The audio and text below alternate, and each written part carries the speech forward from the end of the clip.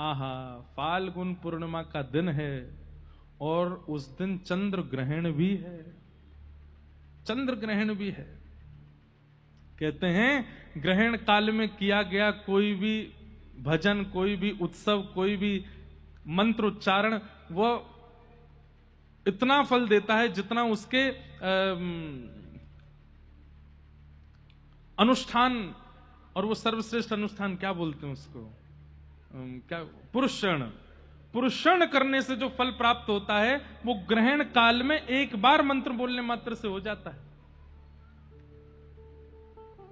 कितना सुंदर भाव प्रस्तुत करते हैं आचार्य चरण कि श्री चैतन्य महाप्रभु शरद पूर्णिमा को ही क्यों प्रकट हुए।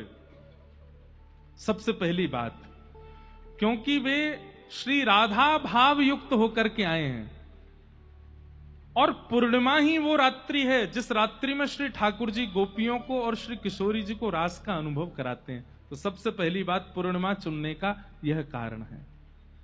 दूसरी बात, ठाकुर जी प्रकट हुए जन्माष्टमी अष्टमी और श्री किशोरी जी प्रकट हुई राधाष्टमी। 8 और 8 दोनों एक हुए, कितने हुए? 16, और 16वें दिन आती है पूर्णिमा। यानी कि इस बात से प्रस्तावित हुआ कि ना तो ये केवल राधा है, ना ये केवल कृष्ण है, ये राधा कृष्ण मिलित हैं, इसलिए पूर्णिमा को आ रहे हैं, पूर्णिमा को आ रहे हैं। पूर्णिमा, उसमें भी फाल्गुन महीना क्यों चुना?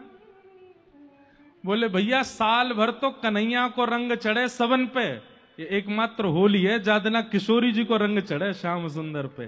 तो आज ठाकुर जी इस बात को प्रस्तुत करने के लिए कि मैं अपने वर्ण में नहीं आया हूं, किशोरी जी ने मुंह पर रंग डारो है अपनो, या हमारे श्री फाल्गुन पूर्णिमा के दिन गौर प्रकट हुए हैं।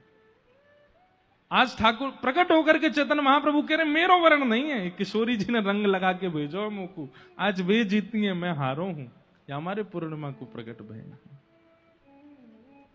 अच्छा एक बात और, पूर्णिमा पर श्री चैतन्य महाप्रभु प्रकट हुए।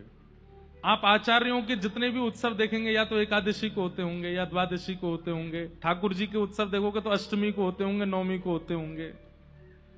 आचार्य उत्सव ज्यादातर एकादशी और द्वादशी, तिरोभाव और प्राकट्य दोनों, और ठाकुर जी के उत्सव अष्टमी और नवमी।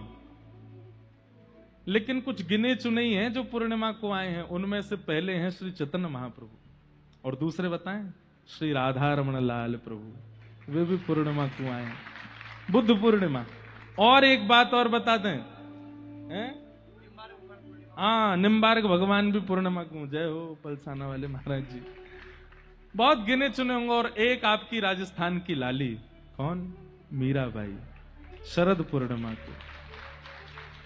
मतलब एक बात तो स्पष्ट हो जाएगी, प्रेम रस से युक्त जितने भी आए हैं पृथ्वी पर वो पूर्णिमा को ही आए हैं, पूर्णिमा को ही प्रकट हुए हैं। चाहे वो भगवान हो राधा रमन लाल, चाहे वो भक्त हो, प्रेमी जितने भी भाई। ऐसा नहीं है कि आप एकादशी वालों को कुछ नहीं समझो, अष्टमी नवमी वालों को कुछ नहीं समझो, पर हां पूर्णिमा के दिन तो एक बार से ये कहते हैं तो अत्यंत प्रेम युक्त होकर के आए हैं सब पूर्णिमा को पधारे। तो फाल्गुन की पूर्णिमा को ग्रहण लगने वाला है, संध्या के यही समय हुआ है जिस समय पर अभी हम बैठे हैं, लगभग 6:30-7 बजे के बीच का समय है। ग्रहण लगने वाला, ग्रहण से पहले सूतक होता है, और सूतक के बाद जैसे ही ग्रहण लगता है तुरंत सब आचार्य चरण जाते हैं, स्नान करके और नदी के तट पर बैठ करके अपने अपने नाम जप आदि में लग जाते हैं। सच्ची मैया का घर बिल्कुल गंगा जी के तट पे है, और पूरा दिन व्यतीत हो गया। जैसे ही सूर्य अस्ताचल को गए हैं, चंद्रमा प्रकट होने वाले हैं, ना तो अब देखो राम जी आए तो पक्षधर हो गए, सूर्य को ही सारा मौका दिया, ठाकुर जी आए तो पक्षधर हो गए, चंद्रमा को ही मौका दिया। लेकिन एक तो हमारी श्री बरसाने वाली वृंदावनेश्वरी राधा रानी, इन दोनों को मौका दिया। सुबह सुबह होती हैं जब ब्रह्म मुहूर्त सूर्य उदयमान हो रहे हैं। और एक श्री चैतन्य महाप्रभु ये भी ऐसे काल में हुए कि सूर्य चंद्र दोनों आकाश में, सूर्य अस्ताचल को जा रहे हैं, चंद्र उदित हो रहे हैं। बड़े बड़े ऋषि, बड़े बड़े महातपी, बड़े बड़े योगी, बड़े बड़े ध्यानी, बड़े बड़े नाम जापक सब आ गए गंगा के तट पर। और सब ने जैसे ही देखा ग्रहण शुरू होने वाला, उसी समय डुबकी लगा लगा करके सब अपने अपने पुरुष शरण में बैठ गए हैं। और ठीक उसी काल में, उसी नक्षत्र में, यहां बाहर सब चारों ओर से सची मैया का घर घिरा हुआ है नाम जापकों से।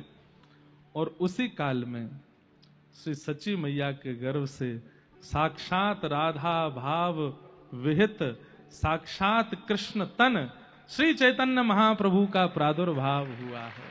बोलो आचार्य चरण की, श्री महाप्रभु कृष्ण चैतन्य की जय। जय श्री राम। निताई गौर हरि, निताई गौर हरि, निताई गौर हरि। आप सबने तो जय जयकार करी, लेकिन वहां क्या हुआ?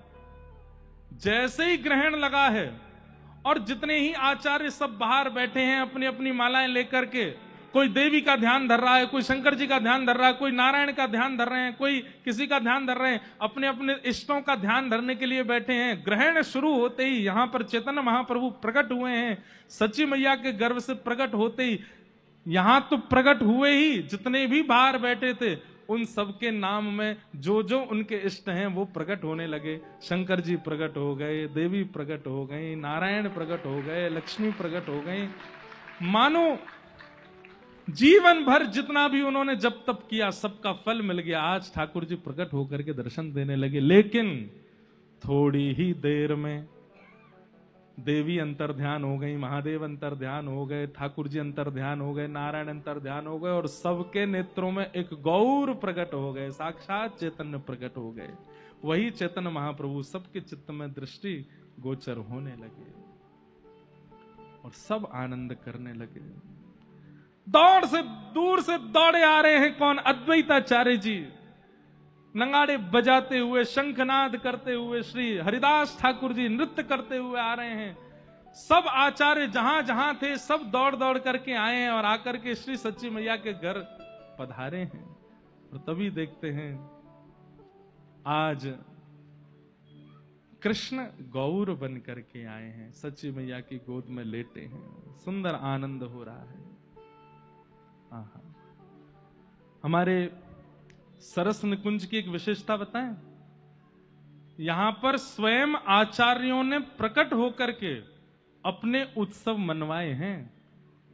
जिस प्रकार रेवासा में आचार्यों ने प्रकट होकर के नाभा जी से अपने चरित्र लिखवाए हैं, ऐसे ही यहां के सरस कुंज में श्री सरस माधुरी जी के आज्ञा देकर के और आचार्य चरणों को आज्ञा देकर के सब आचार्यों ने अपने उत्सव मनवाए हैं।